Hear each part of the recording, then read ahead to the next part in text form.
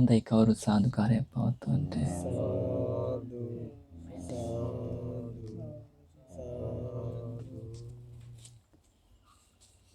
ශ්‍රද්ධාවන්ත පින්වත්නි, අද මොන පුන් පොහෝ දවසද? තාත්තා අද අත් දෙක පහළට දාලා නෑ, දුරුතු නවන් මෙදින් පුන් පොහෝ දවස. පුන් පොහෝ දවසත් එක්ක බෞද්ධ සිහිනුවණ තෙති නුවණැත්තන් ශ්‍රමණ බ්‍රාහ්මණයන්ගේ ජීවිතවලට සම්බන්ධ වෙච්ච කාරණයක් තියෙනවා. ඒ මොකන්ද? පුන් පොහෝ දවසට සිල් සමාදන් වෙලා විශේෂයෙන් ආගමික කටයුතු වල ඒ ආගම් අදහන පිරිස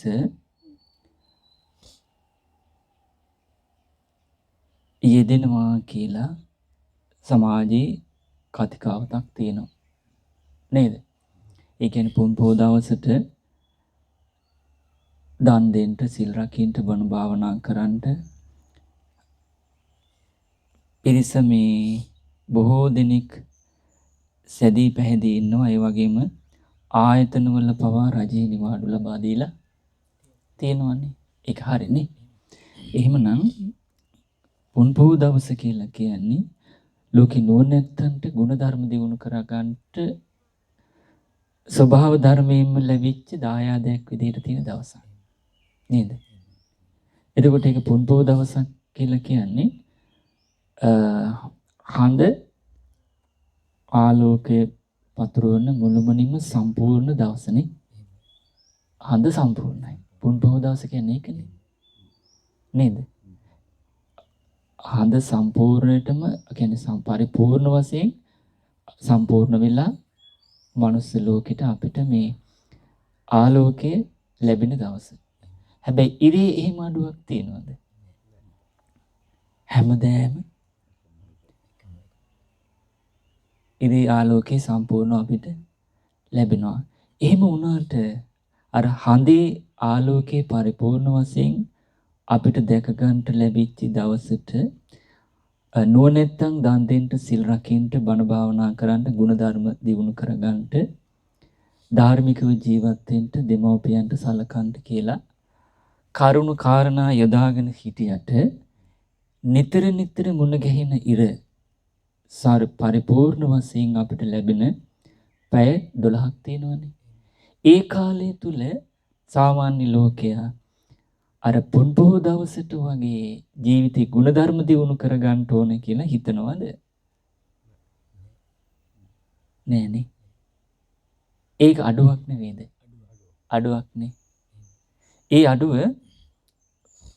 කෙනෙකුගේ ජීවිතය තුළට දිගින් දිගට බලපෑවොත් ඒ අඩුව තුළ කටයුතු කරනවා. අප්‍රමාදීද අප්‍රමාදීද? ප්‍රමාදිනේ. එතකොට ප්‍රමාදී බව කියලා කියන්නේ මෙලෝ පරලෝ සැපේ උපදින පින්දහම් කුසල් දිනු කරගන්න තියෙන ප්‍රමාදය තමයි ඒ කියන්නේ. නේද? එහෙමනම්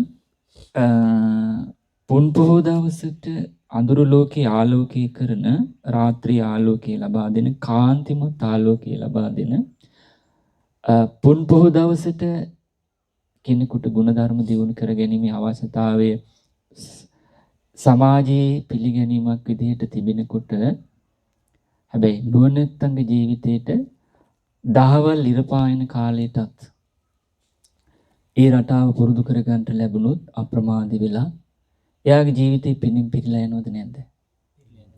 ඔව්, පිනින් පිරීලා යනකොට එයාගේ ජීවිතේ කායික මානසික දුම්නස් ඒ සියල්ල නැති වෙලා ගිහිල්ලා පහසුව සැපේ සතුට සැනසීම උදා වෙනවද නැද්ද? ඇති වෙනවන්නේ, උදා වෙනවා. ඒක සැපද දුකද? ඒ සැපේට කවුද අකමැති? අකමැති කෙනෙක් නෑ. ප්‍රශ්නේ තියෙන්නේ ඒ සැපේ කරා යන පිරිසේ වෙනස්කම තමයි.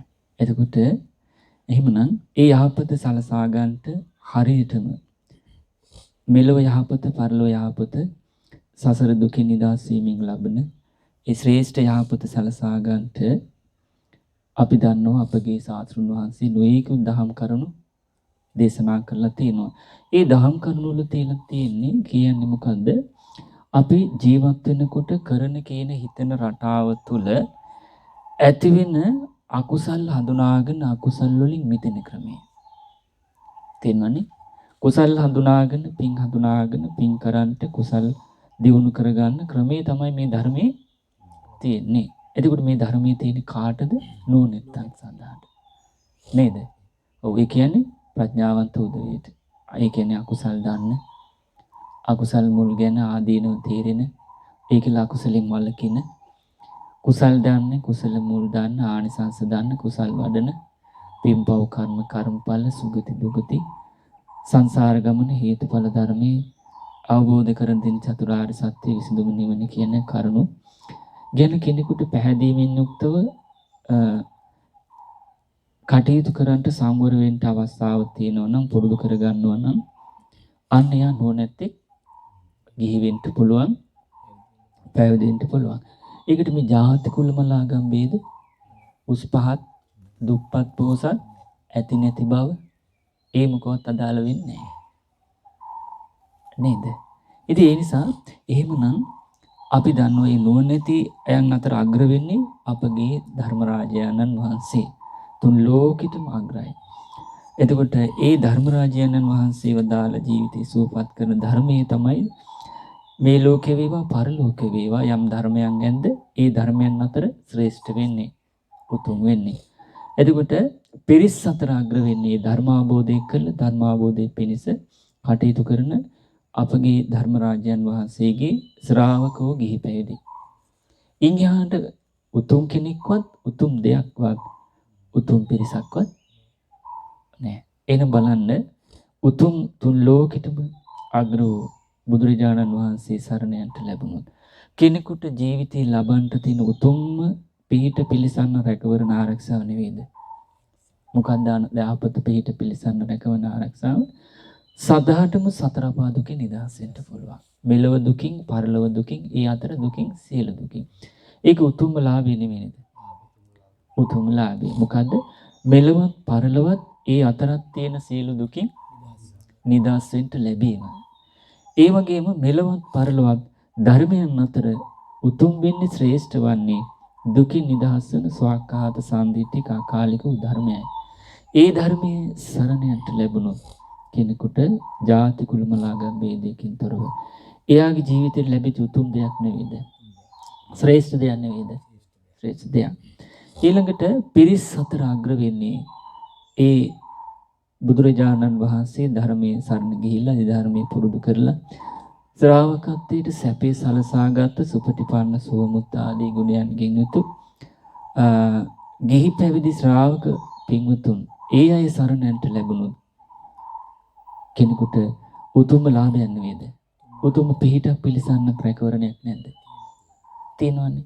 එහෙමනම් ඒ බුදුරජාණන් වහන්සේ ධර්මයේ සංගරත්නේ උතුම්ම තිසරණේ ලැබුණොත් බුදුරජාණන් වහන්සේ වදාලා ඒ තිසරණේ කිරී ගුණ වශයෙන් හිතේ පැහැදීම ඇති කරගෙන තිසරණේ තුලට ශ්‍රද්ධාවන්ත කෙනෙක් විදිහට හිතේ පැහැදීම ඇති කරගත්තොත් ඒ ශ්‍රද්ධාව පැහැදීම දියුණු කරගත්තොත් අනේ ගිහි පැවිදි පින්වත් හැම දිනාටම තමයි මෙලව දුකිනුත් නිදහස් වෙන්න පුළුවන්.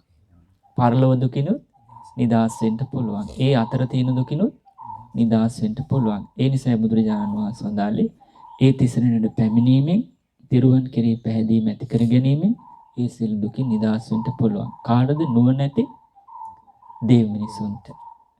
ඒකට සිංහල, දෙමළ, හින්දු, මුස්ලිම්, බර්ග, මලේජා කතාව නෑ කියලා නිතරම මම මේක කියන්නේ. අපි සරණ යන සංඝයා අතර සීල දිනාම සාක්‍ය වාසිකද? බ්‍රාහ්මණ, සිටු නේද? වෛශ්‍ය, සුද්ධ නොයෙකුත් ಜಾති ආගම් අදහන නොයෙකුත් වෘත්තීන් වල නිරිච්ච පිරිසක් තමයි කල්යාණ මිත්‍රයස්රේ කල්යාණ ධර්මයේ ශ්‍රවණය කරලා යහපත කරා ගියනේ. එහෙනම් මේක සීල දිනාටම නෙමෙයි, නුවණැති ಜಾති කුලමලාගම් ભેදයකින් තොරව මිනිසුන්ට දෙවියන්ට ගැලපෙන ධර්මයක්. එහෙනම් මේ පිරිස අතර ඉන්නේ කවුද? සිව්වන පිරිස. භික්ෂු, භික්ෂුණී, උපාසක, උපාසිකා. මේ වෙනකොට ඉන්නේ කවුද? භික්ෂුන් වහන්සේලා ඉන්නවා, උපාසක උපාසිකා භික්ෂුණීන් නැහැ ලෝකේ. තේරුණානේ? මොකද පරපුර සිඳලා ගිහිල්ලා ගෙන යන්න කවුරුත් නැහැ. එක අවස්ථාවක් තියෙනවා. භික්ෂුණී සාමණේර වෙන්න කාන්තාවන්ට එකම අවස්ථාවක් තියෙනවා. මොකන්ද? කවුරු හරි උපසම්පදා භික්ෂුවක් බුද්ධ කාලේ වෙලා තියෙනවා. උපසම්පදා භික්ෂුවක් කර්ම විපාකයක් විදිහට වස් 10ට වැඩි ස්ත්‍රියක් වුණොත් බුද්ධ කාලේ වෙලා තියෙනවා. එතකොට ඒ භික්ෂුව ස්ත්‍රීත්වයට මාරු ලිංග ඡේදනය වෙනස්කම් වෙච්ච ගමන් බුදුරජාණන් වහන්සේ වදාලා එයා කාන්තාවයට භික්ෂුණීන්ට තමයි ආйти. අර පිරිමික් වශයෙන් තියෙන මේ තිබිච්ච වස් අර ගණේට භික්ෂුණියක් කාන්තාවක් වෙච්ච ගමන් එයා භික්ෂුණියක්. පිරිමික් වෙලා ඉන්නකොට අපි වස් 10ට වැඩි කියලා. ඒ වස් ගානම ඒ භික්ෂුණියටත් තියෙනවා. එහෙම වුණොත් වර්තමානයේ අනගාരികාවන්ට පුළුවන් සාමණේරී වෙන්න. එයාට පුළුවන් පැවිදි කරන්න. ඉන් මේ පිට අවස්ථාවක් නැහැ. මෙහෙම කිව්වට පස්සේ මේක අද අලුත් කතාවක්.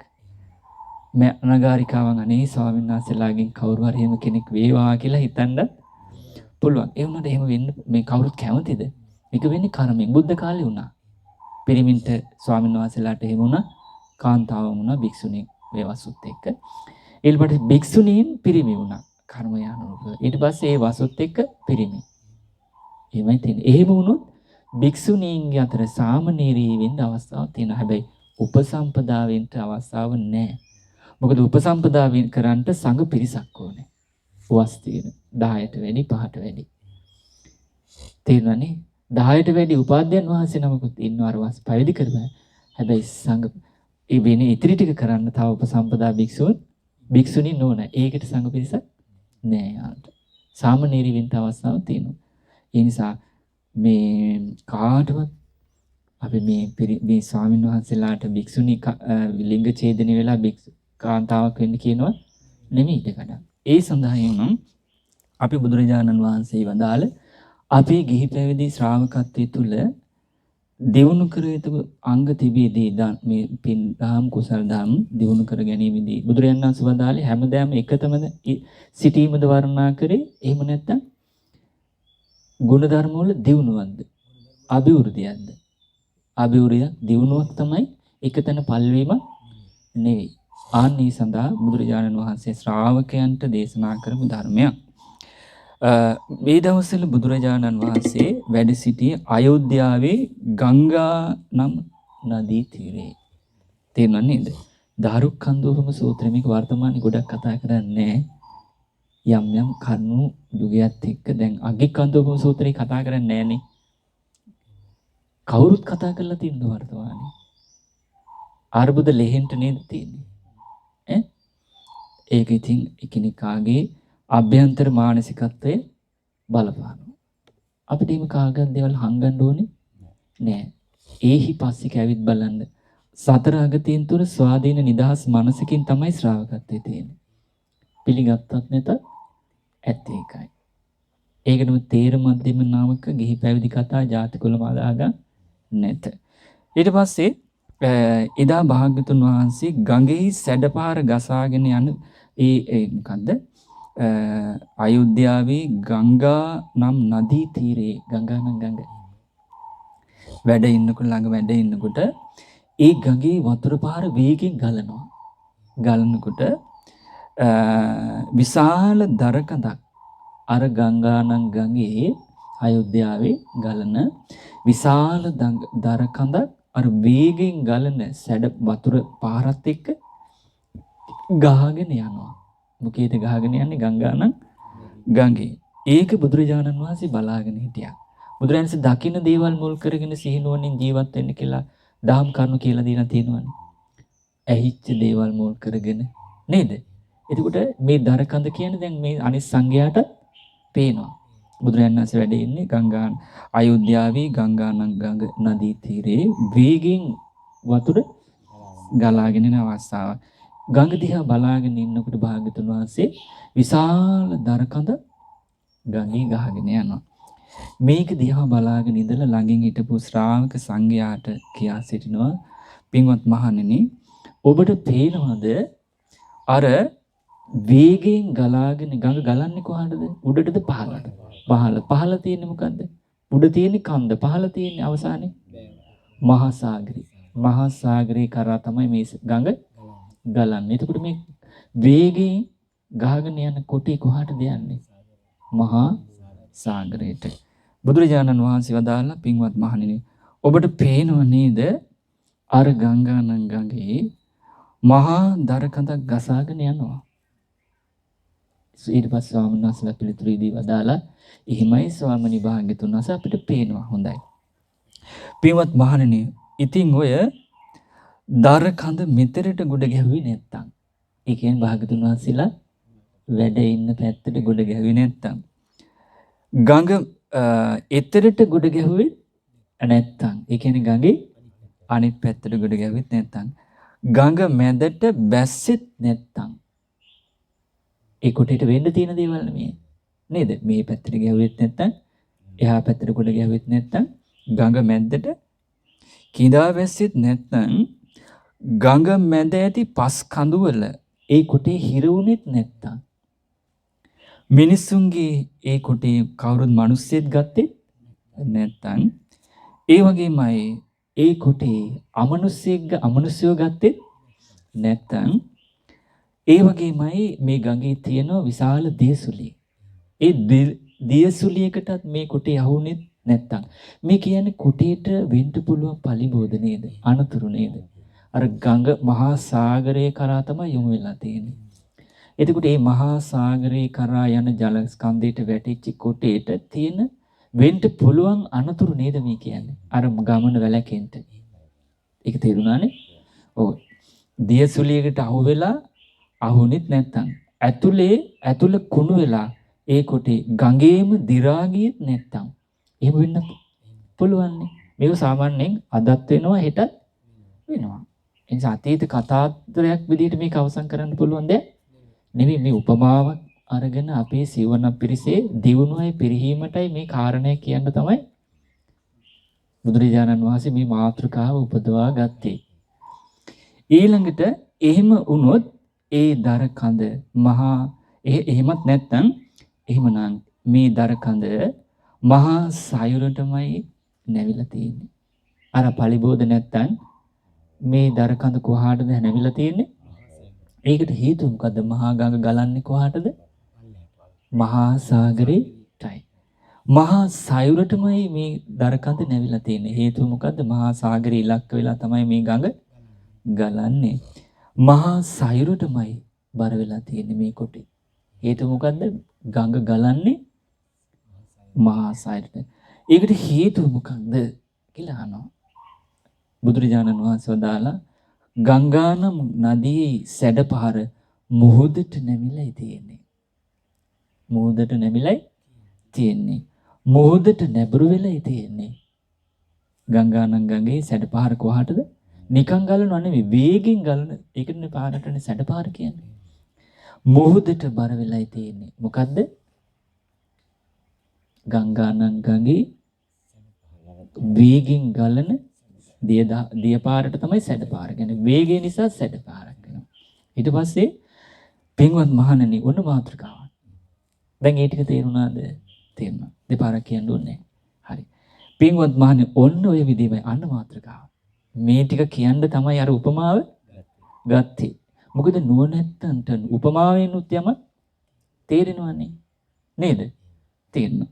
පින්වත් මහණනි ඔන්න ඔය විදිහටමයි ඉතින් ඔබ වුණත් ඔබ කියන්නේ වැඩ ඉන්න සංඝයා බුදුරජාණන් වහන්සේ උදෙසා සබ්බ දුක්ඛ නිස්සරණ කියලා මේ ජීවිතේම නිබ්බාන සත්‍ය කරණතාය රාග දේශ මොහ නැමැති ගිනි ප්‍රහාණය කරලා සබ්බ දුක්ඛ නිස්සරණ නිබ්බාන සත්‍ය කරණතා ඒතං ඔය සියලු එන මේ ජීවිතෙම ගිනි නිවාගෙන නිකලිස් වෙලා පිරිනුවන් පාන අදහසින් තමයි අර පැවිදි වෙලා ළඟ ඉන්නේ ශාස්ත්‍රඥ වහන්සේ ගුරුවරයා කරගෙන ශාස්ත්‍රඥ වහන්සේ කරගෙන. එතකොට එහෙනම් ඒ අයට අවවාද අනුශාසනා කළා ඊට උපකාර කිරීම කාගේ යුතුකමද?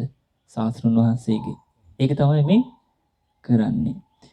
ඔන්න ඔය විදිහමයි පින්වත් මහණේ ඔබ වුණත් මෙතරට ගොඩ ගැහුවේ නැත්තම් ඔබ වුණත් දුකින් නිදහස් වෙන්න මහාන වෙච්ච සාමණේර උපසම්පදා මෙතරට ගොඩ ගැහුවේ නැත්තම් එතරට ගොඩ ගැහුවේ ගොඩ ගැවෙත් නැත්තම්.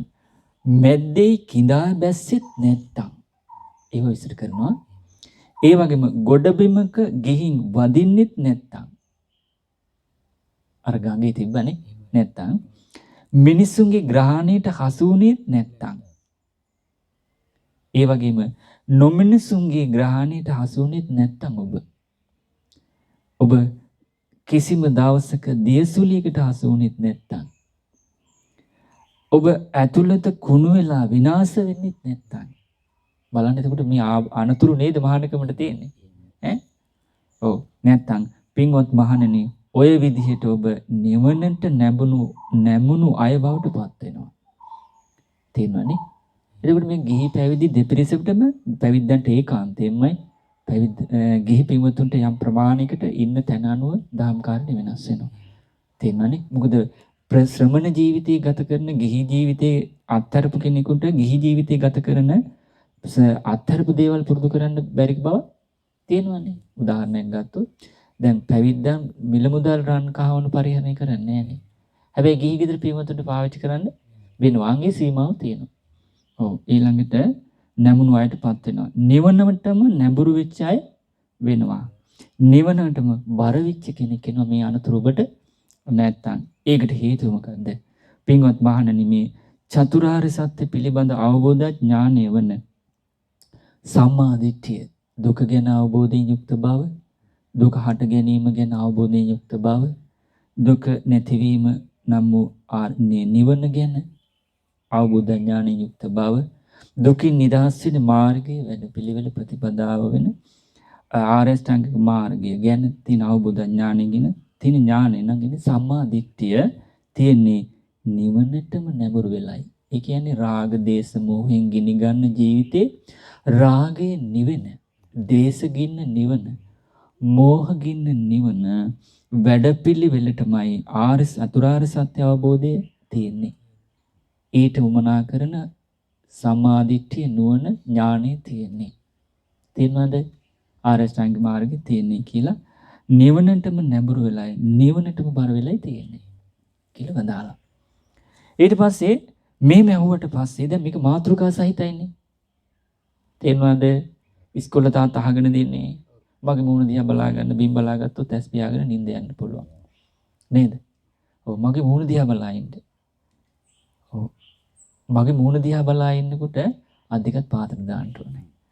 ඔව් එතකොට මම මූණ දිහා බලා ඉන්නකොට අවධානයෙන් ඉන්නකොට මාත් එක්ක සම්බන්ධ වෙනවා. නැත්තම් අරමුණක් තුල හිර වෙනවා. අයි බිම් බලාගෙන ඇස් පියා ඉන්නකොට Taman වෙන ලෝකයේ අදහස් නෙන්නේ. හැබැයි මූණ දිහා බලා ඉන්නකොට මග හරින්න බෑ. එතකොට අහන ධර්මයේ හිතට විමසන්නත් වෙනවා. දැන් මම කරුණු අහනවනේ. එතකොට උත්තර දෙන්න නම් හොඳට අහලා නෙවුන තේරුම් ගන්නකට ඉන්න එපැයි. ඒකට හැමතිස්සෙම සූදානම් පිට තමයි. ඒ කියන්නේ නුවණින් විමසා තමයි අහන්නේ. එතකොට මට මටත් සාර්ථකයි. පහසුයි අහන අයටත් ඒකට තමයි ධර්මයේ තියෙන්නේ. නේද? ඔව්. ඊට පස්සේ මේම කිව්වට පස්සේ බුදුරජාණන් වහන්සේ මෙහි වදාළට පස්සේ මේ එක්තරා ස්වාමීන් වහන්සේ නමක් කන ස්වාමිනී භාග්‍යතුන් වහන්සේ ඔය ඊතර කියන්නේ මොකද්ද? ඇත්තනේ කතාව. නේද? මෙතන කියන්නේ මොකද්ද? ඒ වගේමයි මැද කිඳා බහිනවා කියන්නේ මොකද්ද? කියලා යනවා. ඒ වගේමයි ස්වාමීනී භාග්‍යතුන් වහන්සේ භික්ෂුවක් කඳු ගයට ඒක හැප්පෙනවා කියලා කිව්වේ මොකේද? මොකක්ද ඒකේ තේරුම? භික්ෂුවක් සබ්බ දුක්ඛ නිස්සරණ කියලා මහාන වෙලා මේ ජීවිතේම දුකින් නිදහසෙන්ට මහාන වෙච්ච භික්ෂුවක් මිනිසුන් ගන්නවා කියලා කිව්වේ මොකද්ද? දැන් සංඝයාටනේ මේක දේශනා කරන්නේ. ගිහිපිමතු මෙතන නෑනේ. මේ නොමිනිසුන් දුකින් නිදහස් වෙච්ච භික්ෂුන් නොමිනිසුන් අමනුෂ්‍යයන් විසින් ගන්නවා කියලා කිව්වේ මොකද්ද? ඒ මොකක්ද ඒකෙන් අදහස් කළේ? භික්ෂුව සසර දුකින් නිදහස් වෙන්න මේ ජීවිතෙම කියලා මහාන වෙලා ගිහි ගෙදර අත්හැරලා කාමයේ අත්හැරලා මහාන වෙච්ච කෙනා සුලියකට අහු වෙනවා කියලා වදාළේ මොකේද? ඒ වගේමයි ස්වාමිනී භාග්‍යතුන් වහන්සේ දුකින් නිදහස් වෙන්න මේ ජීවිතේම කියලා ශ්‍රද්ධාවෙන් මහාන වෙච්ච කුල පුත්‍රයන් භික්ෂූන් භික්ෂුණීගේ ඇතුළත කුණු වෙනවා කියලා වදාළේ මොකේද? ඇත්තට ඒක ප්‍රශ්නයක් නෙවෙයිද? දැන් මාතෘකා සහිතව ඔන්න බුදුරජාණන් වහන්සේ යම් ධර්මයක් දේශනා කළා. ඊට පස්සේ ඒක දැනගැනීමේ අවශ්‍යතාවය අහන පිරිසට ඇති වුණා. එතකොට නේද කියන එක සුදුසු. දැන් කෑම ටිකක් හොයාගෙන ආවොත් ඇවිල්ලා කෙනෙක් කෑම තියෙන කෙනෙක් ළඟට ඇවිල්ලා කියනවා අනේ මට බඩගිනි. එතකොට මොකද කරන්නේ? දෙන්නේ හරිය නේද? කෙනෙක් ඇවිල්ලා කියනවා අනේ මට පිපාසයි වතුර ටිකක් දෙන්න. එතකොට මොකද කරන්න ඕන? ඒක හරිය නේද? අසනීපෙන් ඇවිල්ලා කියන මගේ ඔළුව කැක්කුමයි කොන් දෙක කැක්කුමයි මට පුළුවන් නම් පෙනඩෝල් පෙත්තක්. එතකොට එයාට දෙන්න උනේ මොකන්ද? ඒ හේතුව මොකද? එයාට අවශ්‍යතාවය ඔන්න ඕක තමයි අවශ්‍යතාවයට අනුව ඉල්ලුමට අනුව සැපයුම කියලා කියන්නේ. දැන් භාග්‍යතුන් වහන්සේ ලස්සනට මාතෘකාවක් දේශනා කළා. ඊට පස්සේ ඒක දැනගන්න උවමනා කරන පිරිසට උවමනා වුණා. එහෙනම් දැන් මොකක්ද ඊළඟට වෙන්න ඕනේ? ඒ ගැන කියා දෙන්නේ. දැන් මෙතන වෙන්නේ ඒක නෙවෙයිනේ. අද පොය ඕගොල්ලෝ ඇවිල්ලා වාඩිලා ඉන්න මගේ මුකුත් අහන්නේ නේ. හැම දෙයක්ම ඔක්කොම මමම කියන්න ඕනේ. එතකොට මට වෙහසක්ද පහසුවක්ද? වෙහස මින් පස්සෙන් වෙන්නේ බෑ. ඕගොල්ලෝ ඉන්න තැනට යම් කාරණයක් දැනගැනීමේ අවශ්‍යතාවය තියෙන්න ඕනේ. දැන් ගමේ නගරේ නැති පහසු ආරන්නේ ඔයාලට නැද්ද? තේනුන් ගෝසාවක් නැහැ, සද්ද බද්ද නැහැ. අනික මේ රහතන් වහන්සේලා වැඩ හිටපු තැන්. ගිහි උපාසක උපාසිකාවන් සෝවාන් සකදාගාමි අනාගාමි හිටපු තැන්. නේද? දැන් එදා අද තුන් කාලෙටම ශ්‍රද්ධාවන්ත දෙව් මිනිසුන්ට එකම ධර්මයේ මෙලොවත් පාරලා ශ්‍රේෂ්ඨ වෙන්නේ. ඒ ධර්මයමයි. එතකොට මෙතන හිටපු රහතන් වහන්සේලා ධම්මකතිකයන් වහන්සේලා කොයිතරම් ධර්මයේ වැඩිහිටි සංඝයාට ස්වාමීන් වහන්සේලා ගිහි උපාසක උපාසිකාවට මේ ස්ථාන කියා දීලා ඇද්ද? ඒ කියන්නේ මේවා මුනි භූමිනේ. ධර්ම දීපේ උනේ එහෙමනේ. නේද? අද වෙනකොට ආරන්නේ ඉන්න කෙනෙක් නැහැ. දැන් අද වෙනකොට අපි අවුරුදු කීයක්ද මෙහෙට වැල්ලානේ? කවුද ආවේ? තාත්තලා කියනවා දැන් මං තනියම ඉන්නවා. සාන්නස කවුරු හරි හිටියොත් හොඳයි. බෝවාසික තනියටත් හොඳයිනේ. ඒ වුණාට කවුරුත් ඉන්නේ නැහැ. මොකද අවශ්‍යතාවයට අනුව තමයි යමක් හොයන්නේ බලන්නේ කියන්නේ. ඉල්ලුමට අනුව තමයි සැපෙමි කියලා. එතකොට තමන්ගේ අදහසට ඉන්න තැනට අනුව තැනක් කෙනෙක් හොයාගෙන යන ස්වභාවයෙන් තියෙන්නේ. නේද? එතකොට මුනි භූමි ආරණ්‍ය මුනිවරු වෙන දුක නිදහස් වෙන්න අවශ්‍ය කරන ගිහි පැවිදි අය තමයි හොයන්නේ. මේ ජීවිතේ දුක නිදහස් වෙන්න. එහෙම අවශ්‍යතාවයක් නැති කෙනා ඒ පිරිස ඒ පරිසරය හොයයිද? දැන් ඒක පේනවනේ. දැන් ඇතුල් වෙනකොටම හිතේ සැනසීමක්ද ඇති වෙන්නේ විසිරීමක්ද? ඒක අපි දන්නේ තුනාට අපිට සත්‍යයට ඒක සැපයක්ද දුකක්ද?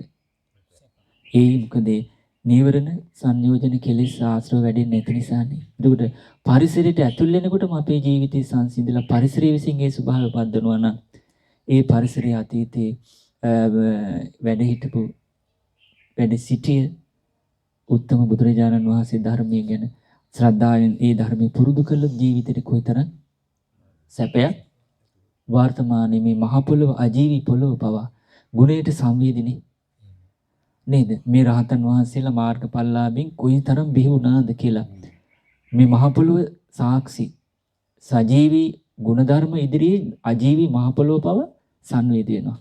ඒක තේනවනේ නේ? මහ පොළොව පවා කියනවා ධර්මයේ පුරුදු කරන්නේ කාන්තේ මේ ජීවිත සැප ලැබුණා කියලා. මොකද රහතන් වහන්සේලා ගිහි පැවිදි මාර්ගඵල ඕනතරම් මේ මහ පොළොවේ ආරණ්‍යවල හිටියා. හැබැයි අද කාලේ මහ පොළොවත් කතා කරන්න කවුරුත් ඇවිල්ලා කියනවද? මොකද ගුණධර්ම වලට සංවේදී වෙන අහුම්කම් තියෙන සීනුවන තියෙන සතර අගතියෙන් තොර අඩු ශ්‍රාවකයයි කියා ගන්න බහුතරයක් සුළු පිරිසක් අර අඩුද වැඩිද? අඩු නිසානේ කියන්න කෙනෙක් නැහැ කියලා මහ පොළොවත් නේද? ඊට පස්සේ කාටවත් නින්දා පාස කළා නෙවෙයි. ඇත්ත නේ තාත්තයි. අපි ඇත්ත පිළිගත යුතු නැද්ද? ඒක නේද ඇත්ත?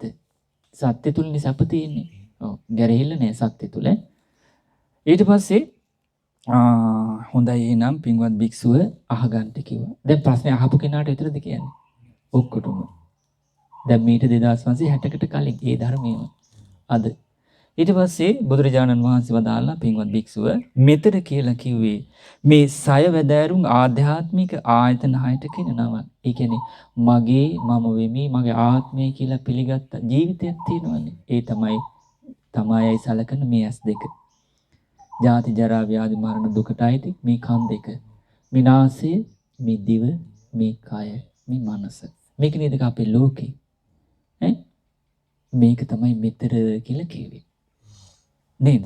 එතකොට පින්වත් භික්ෂුව ඊතර කියලා කිව්වේ මේ සය වැදෑරුම් බාහිර ආයතන 6ට කියන නම. ඒ කියන්නේ ඇසට ගෝචර වෙන්නේ ඇසට පේන්නේ මොනවද? රූප ඊතර, කනට ශබ්ද ඊතර, නාසයට ගන්ධ සුවඳ ඊතර, දිවට රස ඊතර, කයට පහස ඊතර, මනසේ ඇතින අරමුණු ඊතර. එහෙනම් මෙතර කිව්වේ තමායයි සලකගෙන ඉන්නේ මේ ජීවිතේ නම් යුතු ඇස කන නාසය දිව කය මනස. ඊතර කිව්වේ ඊට ගෝචර වෙන බාහිර රූප ශබ්ද ගන්ධ